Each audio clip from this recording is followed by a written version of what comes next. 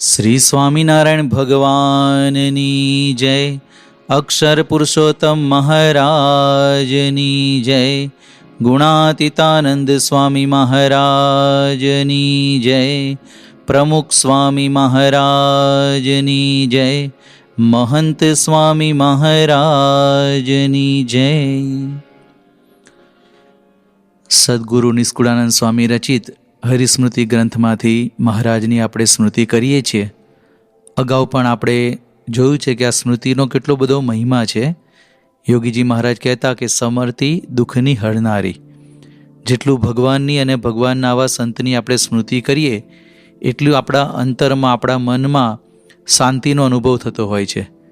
અને આપણા જે ગુરુવર્યો છે, મહંત સ્વામી મહારાજ, પ્રમુખ સ્વામી મહારાજ, જેઓ તો અખંડ ભગવાનને અંતરમાં ધારીને રહે છે, છતાં પણ વારંવાર પોતાના ગુરુએ જે કંઈ લાભ આપ્યો હોય એની સ્મૃતિ કરીને પોતે આનંદ મેળવતા હોય છે. મહંત સ્વામી મહારાજ 2019માં માર્ચની 11મી તારીખે તિથલમાં બિરાજમાન હતા. અને અચાનક યોગીજી મહારાજે જે કંઈ બધો લાભ આપ્યો હોય એની બધી વાતો નીકળી. એમાં સ્વામી બધા પ્રસંગો કહેવા માંડ્યા. એમાં ઢસા ગામની બધી વાતો કરી, ઢસાના સ્ટેશન ઉપર ને બધી જે કંઈ પ્રસંગો બન્યા હશે. તો બીજે દિવસે પછી સ્વામી આવી રીતે આમ પથારીમાં પોઢવા ગયા હતા, આમ પોઢી જ ગયા હતા. અને તે વખતે ફોટા મંગાવ્યા છે. અત્યારે તો ફટાફટ બધા ફોટા આવી જાય એટલે સ્વામીને પાછા ફોટા બતાવ્યા કે સ્વામી તમે ગઈકાલે જે વાત કરી હતી તો આ એ સ્થળના ફોટા છે. પછી સ્વામી એકદમ કહેવા માંડ્યા કે યોગીજી મહારાજ તો એટલો બધો લાભ આપતા. પછી કે 51-52નો આ પ્રસંગ છે, હું યુવકમાં હતો અને યોગીજી મહારાજને મળવા આણંદમાં જ યોગીજી મહારાજ આવેલા. અને એક યોગી બાપા પાસે ગયો તો વાત કરતાં કરતાં સ્વામી પાછા બેઠા થઈ ગયા, કારણ કે એમને પ્રસંગ આખો એક્સપ્લેન કરો હતો. તો કે હું ગયો તો મારું માથું લઈને આમ ખોળામાં મૂકી અને આવ્યો વિનો એમ કે એટલા વાલથી આમ મને હેત કર્યું ને. અને આખો પ્રસંગ સ્વામી બહુ સરસ રીતે એકદમ ઉત્સાહથી, એકદમ ભાવથી આમ વર્ણન કર્યું. પછી સંતોએ પૂછ્યું કે સ્વામી આવું સુખ કેટલી વાર આપ્યું તું, આવી રીતે આમ એકદમ ખોળામાં માથું મૂકીને આવ્યો વિનું એમ વાલથી. તો કે આવું તો એક જ વાર કરેલું, પણ એક જ વારમાં પાર પાડી દીધું. અને કે યોગીજી મહારાજ જોડે જબરજસ્ત જોડાણ થઈ ગયું. તો જો મોટા પુરુષે આવો તો ઘણી બધી આપણને પણ લાભ અને સ્મૃતિ બધી આપી હોય, બાપાએ પ્રેમથી ધબ્બો માર્યો હોય, દ્રષ્ટિ કરી હોય, બોલાવ્યા હોય, પણ જો આપણે બધી સ્મૃતિ ના કરીએ તો પછી એ બધો લાભ આપણો ચાલ્યો જાય છે. તો જો જેટલી સ્મૃતિ કરીશું એટલું આપણા અંતરની અંદર આનંદ આવવાનો છે. તો અહીંયા નિષ્કુળાનંદ સ્વામી મહારાજની કેટલી બધી સ્મૃતિ કરે છે, આગળ પણ આપણે જોઈએ. અત્યારે હરિસ્મૃતિમાંથી આપણે લીલા ચિંતામણીની વાત કરીએ છીએ. તો એમાં મહારાજ કેવી કેવી વસ્તુઓ ધારણ કરતા એનું વર્ણન નિષ્કુળાનંદ સ્વામી અત્યારે કરે છે. તો નિષ્કુળાનંદ સ્વામી અહીંયા મહારાજનું વર્ણન કરે છે કે મહારાજે કેડ ઉપર તોડો અને મેખડા, એની વાત તો આપણે ગઈ વખતે કરેલી, એ બધું મહારાજે પહેર્યું છે. હવે મહારાજ ચાખડી કેવી પહેરતા એનું પણ સરસ વર્ણન કરે છે કે રૂપાની ચાખડી એવા દીઠા છે આંખડીએ. મહારાજ આવી ચાખડી પહેરતા, આમ તો લાકડાની જ હોય પણ એના ઉપર કદાચ રૂપું એટલે કે ચાંદી એનાથી મઢ્યું હશે તો રૂપાની ચાખડી, મહારાજ ચાંદીની એવી ચાખડી પહેરતા.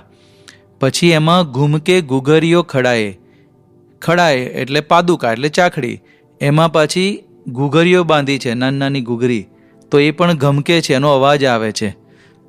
અને એવી ચાખડી પહેરેલા ચડતા પગથિયે અને ચડાએ ભૂદર પાડ્યા છે. એવી ચાખડી પહેરીને મહારાજ પગથિયા ચડતા હોય એવા પણ મેં જોયા છે, અને ચડાએ એટલે કે આમ ઢાળ ચડતા હોય એવા પણ મેં દર્શન કર્યા છે. પહેરી કમલ ફૂડવાળી, ચમકે ચંપાની રૂપાળી. ચાખડીમાં વચ્ચે જે પેલો અંગૂઠા અને પેલી આંગળી વચ્ચે જે ડટ્ટો આવે એના ઉપર ફૂલ બનાવે, તો એવું કમળના ફૂલવાળી બનાવેલી ચાખડીમાં પણ મેં દર્શન કર્યા છે. સાગ સીસમની પણ સારી, સાગના લાકડાની ચાખડી પહેરેલા મહારાજને જોયા છે. સીસમના લાકડાની ચાખડી પહેરેલા મહારાજને જોયા છે. ચરણે ચાખડીઓ ચમકારી, તો આવી ચાખડીઓ પહેરીને મહારાજ ચાલતા એના દર્શન કર્યા છે. પછી મોજડીની વાત કરે છે કે કિશોરી સૂતરને વાણે, એટલે કિશોરી એક જાતની મોજડીનો પ્રકાર છે. પછી સૂતરની પણ મોજડી બનાવેલી એ પણ જોયા છે. વાણ એટલે પગરખા, તો જુદા જુદા પગરખા, ચંપલ આપણે કહીએ, એવા પણ પહેરેલા મહારાજને જોયા છે. મોજડી ઓખાઈ નામની પણ એક પ્રકારની મોજડી આવે છે, એ પહેરેલા પણ મેં મહારાજના દર્શન કર્યા છે. અને અણવાણે, આગળ આવ્યું ને વાણ એટલે પગરખા અને અડવાણે એટલે કે અડવાણા પગે. આમ કોઈ ચંપલ કે મોજડી કે ચાકડી વગર ખુલ્લા પગે ચાલતા મહારાજના પણ મેં દર્શન કર્યા છે. તો જો હવે શ્રીજી મહારાજના આવા જુદા જુદા ચાકડી પહેરેલા દર્શન કરેલા એનું વર્ણન કરે છે. તો મહારાજ આવી સુંદર ચાકડી પહેરતા. પૂજ્ય વિવેક સાગર સ્વામીએ ચાકડીના ચટકે નામનું જે પુસ્તક છે એમાં બહુ સરસ વર્ણન કર્યું છે. એકવાર મહારાજ ત્યાં ભુજમાં ગયેલા અને ભુજના બધા હરિભક્તોએ મહારાજનું આમ પાદરથી સ્વાગત કર્યું અને જય જયકાર કરતાં કરતાં ભજનો ગાતા ગાતા મહારાજને આમ લઈ જતા હતા. તે વખતે ત્યાં મિનારા મસ્જિદ છે અને એની આગળથી જ આખું આપણો આ સંઘ મહારાજનું સ્વાગત નીકળેલો ત્યાંથી. અને તે વખતે મિનારા મસ્જિદમાં એક ઇમામ આવેલા, નવા જ આવેલા થોડાક દિવસોથી જ. અને સ્વામિનારાયણ ભગવાનનો બધો જય જયકાર થતો હતો, ભજનો ગવાતા હતા. એટલે એને અવાજ સાંભળીને થયું કે આ કોણ છે? એટલે એના ઝરૂખામાંથી આમ જોવા આવ્યા અને આ તો ભગવાન હતા. લે ખેંચી મન લાખના આપોઆપ ઈશ્વર હોય એવું લખ્યું છે ને, કે ગમે તેનું મન ખેંચી લે મુમુક્ષુ હોય જીવ. તો પેલા ઇમામે મહારાજની સામું જોયું ને મહારાજે એની સામું દ્રષ્ટિ કરી અને મહારાજની મૂર્તિ એના અંતરની અંદર જડાઈ ગઈ અને શ્રીજી મહારાજ પ્રત્યે એને અત્યંત ભાવ થઈ ગયો, પ્રેમ થઈ ગયો. પછી તો મહારાજ ઉતારે ગયા. હવે મહારાજ મહિનો સુધી ત્યાં ભુજમાં રહ્યા હતા અને રોજ સવારે શ્રીજી મહારાજ ત્યાં હમીરસર સરોવર છે ત્યાં સ્નાન કરવા માટે જાય સવારના પહોરમાં.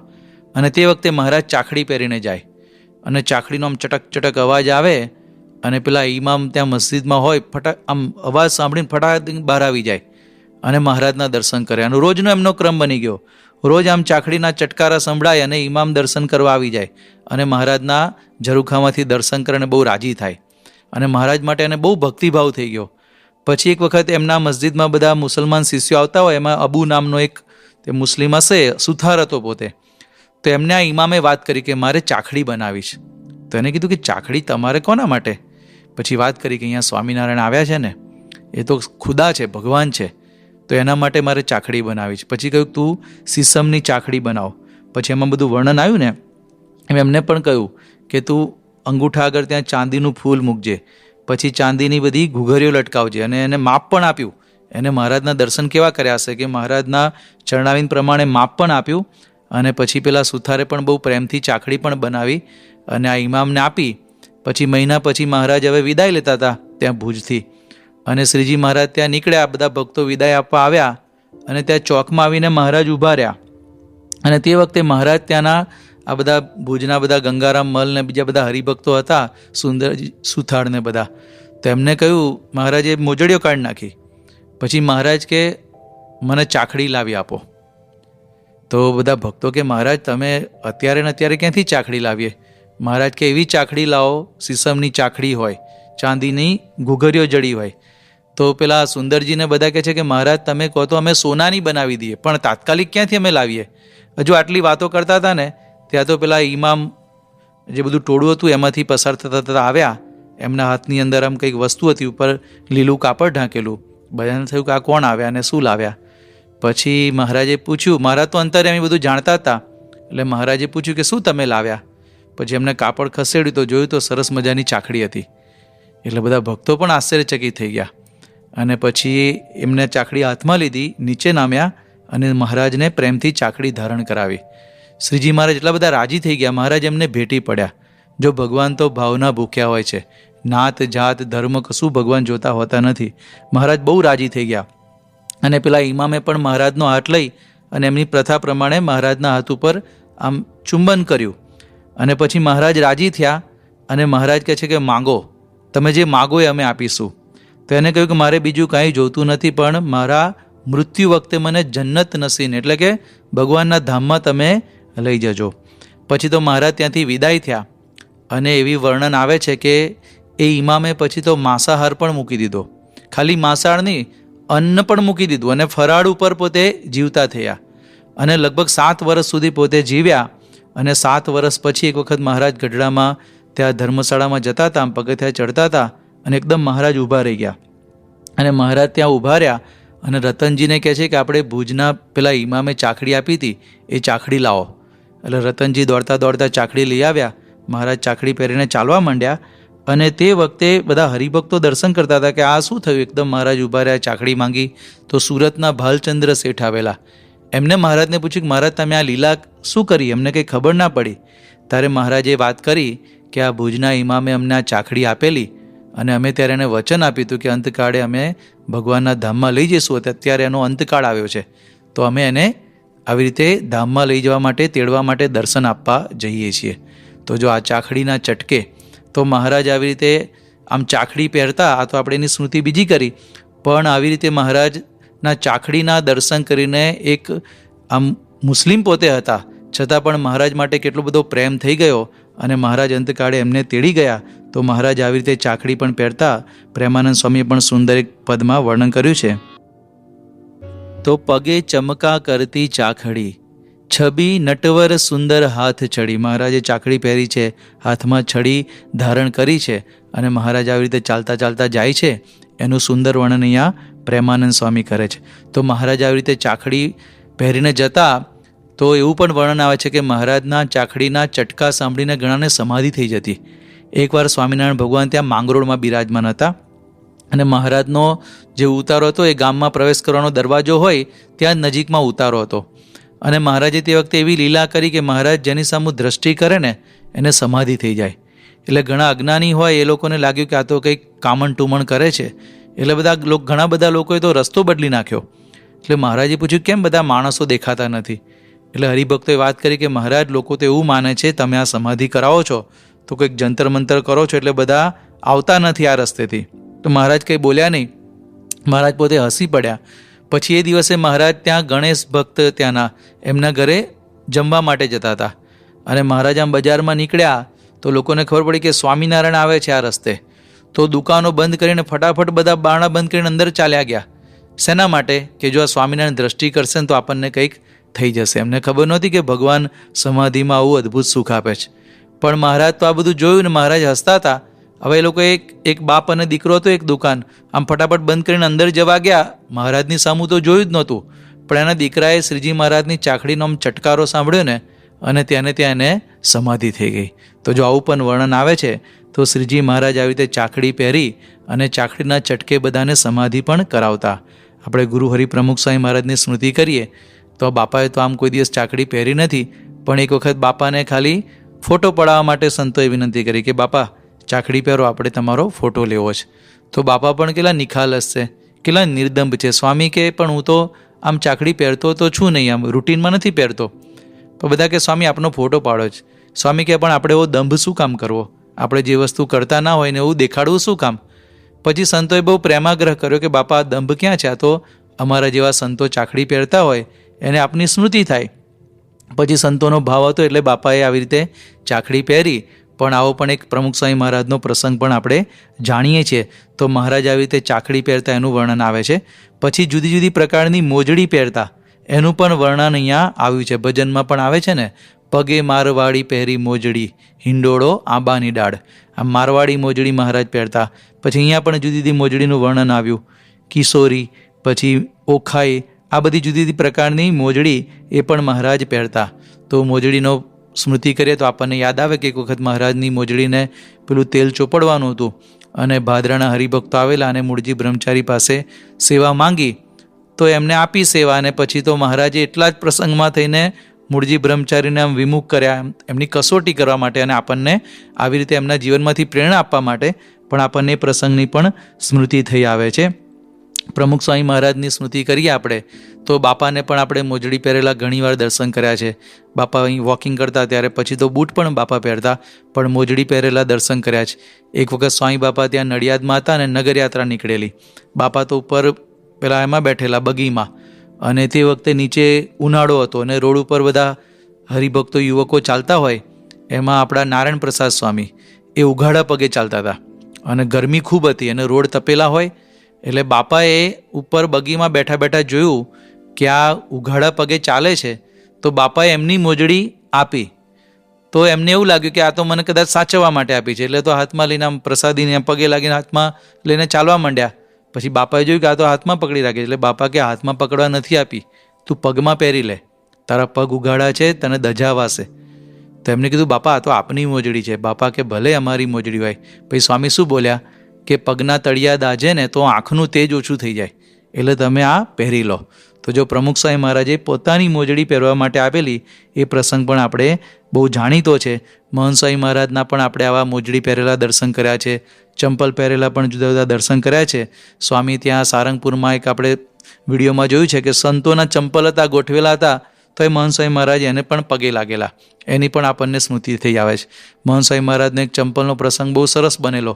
સ્વામી ત્યાં ગોંડલમાં હતા અને ગોંડલમાં ઠાકોરજીને દર્શન કરવા માટે જે લિફ્ટમાં જવાનું હોય તો વ્યવસ્થા એવી છે કે આમ ભંડકિયામાંથી પસાર થવાનું હોય. ત્યાં ઠાકોરજીના વાઘાને બધું રાખેલું હોય, કબાટમાં હોય બધું, પણ ત્યાંથી સ્વામી જતા હતા. તો આ તો લગભગ 2016નો પ્રસંગ છે. તો સ્વામી આમ ગુરુપદે આવ્યા પછીનો જ, પણ આમ ચંપલ કાઢવા ગયા તો એમના સેવક સંત કે બાપા પહેરી રાખો ને, મુનિચિંતન સ્વામી કે આ તો ગોડાઉન જ છે એમ. તો સ્વામી એકદમ આમ મોઢું બગાડ્યું. સ્વામી કે શું છે આ? તો એમનું મૂળ કહેવાનો ભાવાર્થ એવો હતો કે અહીંયા તો સ્ટોરેજ છે એમ, પણ એમને શબ્દ ગોડાઉન વાપર્યો તો સ્વામીને ગમ્યો નહીં. સ્વામી કે શું છે આ? તો કે સ્વામી આ તો બધું ઠાકોરજીનું અહીંયા રાખે ને, તો કે આને ગોડાઉન કહેવાય, આ બધા ભગવાનના વાઘા છે. અને એમ કરીને પછી સ્વામી તો ચંપલ કાઢી જ નાખ્યા, નીકળી ગયા. પછી બીજે દિવસે ત્યાંથી જ પસાર થવાનું થયું. ફરી સ્વામીએ મુનિચિંતન સ્વામીને પૂછ્યું કે આ શું છે? એટલે કે બાપા ભંડક્યું છે, ઠાકોરજીના વાઘા રાખવાનું. સ્વામી કે હા, એ કે યોગીજી મહારાજ તો ભગવાનની પ્રસાદીનો કેટલો મહિમા સમજતા કે પ્રસાદીના વાઘા હોય, પ્રસાદીની વસ્તુ હોય મહારાજની, અને કે આવો ગોડાઉન કહે છે એમ. બીજે દિવસે સ્વામીએ ટકોર કરી. પછી ત્રીજે દિવસે પસાર થયા ને તો ફરી સ્વામી ચંપલ કાઢ્યા અને પાછું મુનિચિંતન સ્વામીને પૂછ્યું કે આ શું છે? તો એને હાથ જોડીને કે બાપા આ તો ઠાકોરજીના વાઘા રાખવાનું ભંડક્યું છે. સ્વામી કે એમ નહીં, તમે ગોડાઉન બોલેલા ને, દંડવત કરો કે. એટલે એ પછી છે ને આમ ઠાકોરજી જે દિશામાં હોય ને ત્યાં દંડવત કરવા લાગે, તો કે અહીંયા નહીં, ઠાકોરજીના વાઘાને દંડવત કરો.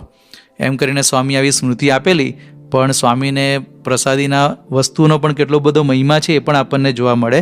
અને સ્વામી આપણે જોયા છે, પ્રમુખ સ્વામી મહારાજ, મહંત સ્વામી મહારાજ જ્યારે પણ પોતે આમ પાણી પીવાનું હોય ને તો પણ અવશ્ય પોતે ચંપલ કાઢી નાખે.